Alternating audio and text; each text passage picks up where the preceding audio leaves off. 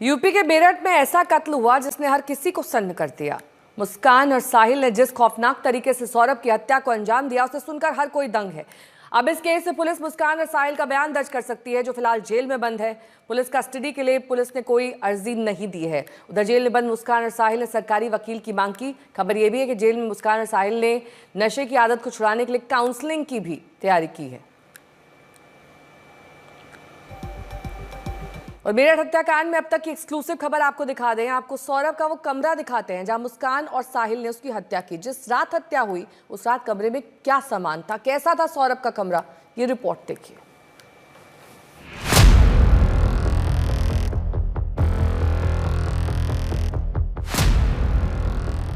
बंद कमरे की ये तस्वीरें भले ही थोड़ी धुंधली हो, लेकिन इसमें खौफनाक कत्ल का सबसे बड़ा राज छिपा है। साधारण सा दिखने वाला ये कमरा सबसे बड़े हत्याकांड का सबसे बड़ा सबूत है। हल्के हरे रंग का ये कमरा सौरभ राजपूत का है। मेरठ के इसी कमरे में मुस्कान ने अपने प्रेमी के साथ मिलकर सौरभ की हत्या की। हत्या वाली रात जिस बिस्तर पर सौरभ सो रहा था, वो बिस्तर देखिए, जिस पर ढेरों सामान बिखरे हैं। बिस्तर पर मिक्सी का जार है, एक गोल्डन कलर की प्लास्टिक थैली है, मुस्कान का हैंडबैग है और कुछ कपड़े और कागज हैं जो हत्या वाली रात के हैं। अभी तक आपने कातिल साहिल का वो कमरा देखा होगा जिस कमरे में भगवान और शैतान की तस्वीरें लगी थी, लेकिन पहली बार वो कमरा देखिए जिस कमरे में सौरभ राजपूत का कत्ल किया गया। वो बेड देखिए जिस बेड पर सौरभ राजपूत जब सो रहा था तो उसके दिल पर 3 बार चाकुओं से वार किया गया। मुस्कान ने अपने प्रेमी साहिल के साथ मिलकर 3 मार्च की रात को इसी कमरे में सौरभ की हत्या की थी। पहले सौरभ को बेहोश किया था और फिर चाकू से कई वार किए थे। मुस्कान और साहिल ने सौरभ के गर्दन को धड़ से अलग किया, हाथ काटे और बॉडी को कई टुकड़े किए। सौरभ के कमरे में मिक्सी की जार से इस साजिश की और खौफनाक कहानी भी सामने आ रही है। कयास ये भी लगाए जा रहे हैं कि 15 साल के प्यार के 15 टुकड़े करने के बाद मुस्कान और साहिल बॉडी पार्ट्स और हड्डियों को क्रश करने की कोशिश की, लेकिन शायद इस मंसूबे में वो कामयाब नहीं हो सके। कमरे के अंदर मिक्सर ग्राइंडर भी रखा हुआ है, तो क्या सौरभ राजपूत की हड्डियों को इसी मिक्सर ग्राइंडर से पीसने की भी तैयारी थी? सौरभ के इस कमरे से बाथरूम भी अटैच था। वीडियो में आप देख सकते हैं कि कमरे से अटैच बाथरूम का दरवाजा खुला है। ये वही जगह है जहां हत्याकांड के बाद सौरभ शव के कई टुकड़े किए और फिर यहीं से टुकड़े टुकड़े शव को ड्रम में रखा गया। किसी मोहब्बत का ऐसा अंत शायद ही किसी ने सोचा होगा। किसी ने नहीं सोचा होगा कि 15 साल के प्यार का कोई 15 टुकड़ा इतनी बेरहमी से नहीं कर देगा।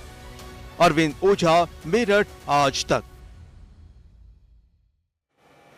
और मेरठ जेल के सीनियर सुपरिंटेंडेंट के साथ इस वक्त मेरे सहयोगी अरविंद ओझा मौजूद हैं। अरविंद, उनसे बातचीत करिए और सबसे पहले प्रथम दृष्टया ये जानने की कोशिश करिए कि किस तरीके से इन साइकोपैथ्स का ट्रीटमेंट संभव है, क्योंकि ये जेल के भीतर भी मतलब सुरक्षित वहाँ के लोग महसूस करेंगे या नहीं, क्योंकि जिस विभत्स तरीके से हत्या को अंजाम दिया गया है, इनका मानसिक इलाज पहले ज्यादा जरूरी है।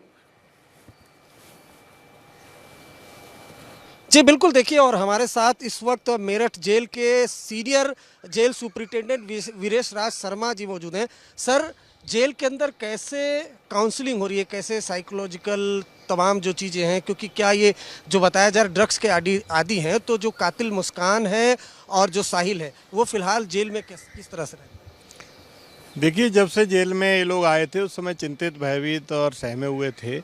उसके पश्चात डॉक्टर ने इनका स्वास्थ्य परीक्षण किया गया डॉक्टर के द्वारा। डॉक्टर ने पाया कि ये लोग नशे के आदी थे, विड्रॉल सिम्टम्स पाए, उसकी वजह से खाना भी नहीं खा रहे थे, तो उनको जो दवाएं होती वो दी गई। जेल में नशा मुक्ति केंद्र स्थापित है। नशा मुक्ति केंद्र के माध्यम से जेल के इनको जो योग, व्यायाम, मेडिटेशन, प्राणायाम और फिजिकल एक्टिविटीज़ जो कराई गई हैं वो कराई जा रही हैं।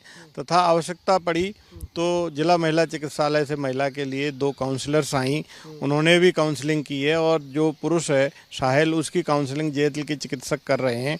इससे उनको काफ़ी लाभ हुआ है तथा धीरे धीरे जो नशे की लत है वो छूट रही है। और उन्होंने एक अपने केस के बारे में सोचना शुरू कर दिया। दोनों ने, पहले मुस्कान ने, फिर कल जो है साहिल ने भी सरकारी वकील की मांग की और दोनों ने एक एक प्रार्थना पत्र दिया। वो प्रार्थना पत्र आज हमने जिला विधिक सेवा प्राधिकरण को भेज दिए हैं। आज या कल उनका वकील सरकारी नामित हो जाएगा। आपने बोला कि ड्रग्स का जो विड्रॉल सिम्टम्स है वो आ रहा था।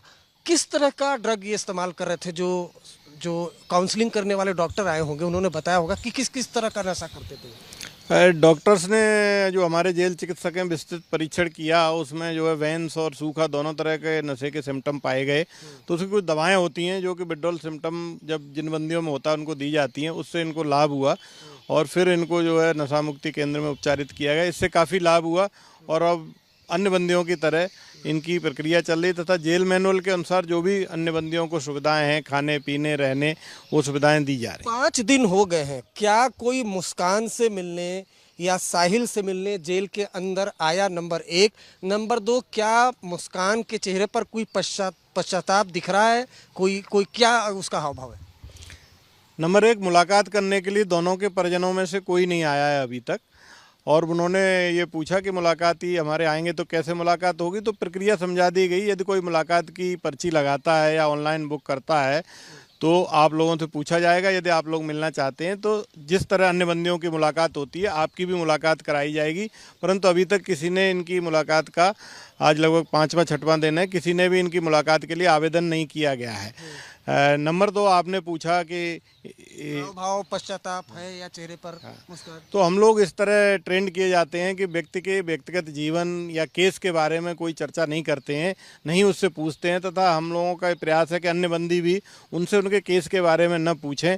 और अभी वो अधिकतम बंदियों से बोल भी नहीं रहे हैं, कम बंदियों से बोल के, और थोड़ा सा हम लोग भी पृथक रख रहे हैं सुरक्षा की दृष्टि से, ताकि किसी प्रकार की कोई समस्या ना हो। तो देखिए, अलग सेल में रखा गया है ताकि, और जाहिर सी बात है जिस तरह से साहिल को जब अदालत में पेशी के लिए ले जाया गया तो उस पर वकीलों ने अटैक कर दिया।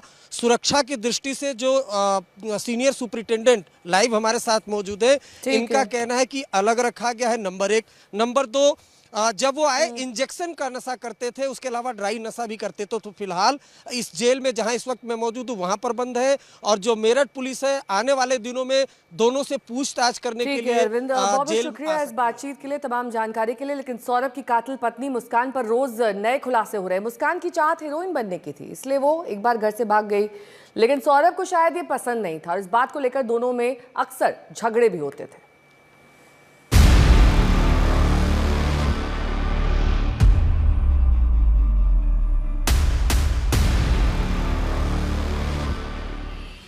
वो हीरोइन बनना चाहती थी, वो माया नगरी में ऐशो आराम की जिंदगी जीना चाहती थी, वो पैसे और शोहरत को पाना चाहती थी और शायद इसी मंसूबे की चाहत ने उसे बना दिया हत्यारे। मेरठ के सौरभ हत्याकांड में रोजाना खुलासे हो रहे हैं। मुस्कान और साहिल के एक से एक कारनामे सामने आ रहे हैं। कत्ल की आरोपी जोड़ी मुस्कान और साहिल का सच अब दुनिया के सामने आता जा रहा है। क्या मुस्कान ऐसी थी जो अपने पति की हत्या कर दे? क्या वो वाकई सौरभ राजपूत से इतनी नफरत करने लगी थी? और सवाल ये भी है कि क्या वाकई वो साहिल को इतनी मोहब्बत करने लगी थी कि जीने मरने की कसम खाने वाला ये प्रेमी जोड़ा मरने मारने तक उतर गया? कत्ल की इसी कहानी के पीछे मुस्कान की हीरोइन बनने की चाहत भी है। सौरभ के भाई बबलू का दावा है कि सौरभ लंदन से लाखों पाउंड लेकर आया था और मुस्कान की नजर सौरभ के इसी पैसे पर थी। मुस्कान हीरोइन बनना चाहती थी, जिसके लिए वो घर से भाग चुकी थी और इस बात को लेकर तलाक का केस भी फाइल हुआ था। घर में पहले भी विवाद हो चुका था। ऐसा लड़का नहीं था, लड़का बहुत अच्छा है, लड़का बहुत प्यारा था। मतलब घर परिवार को देखते सब चलता था। छोटे पर में हम यहाँ रहे हैं, यहाँ पे आंटी वगैरह जानती हैं, बचपन से मैं इनके यहाँ घर आता था। परिवार से तो हमें कोई ऐसी बात ही नहीं, लड़का बहुत अच्छा है, सुशीला था। लेकिन हमारे जब कोई बात सुनने में आई तो अब हम यहाँ इनके घर देखने आए थे कि सौरभ के साथ ऐसे कैसे होते हैं।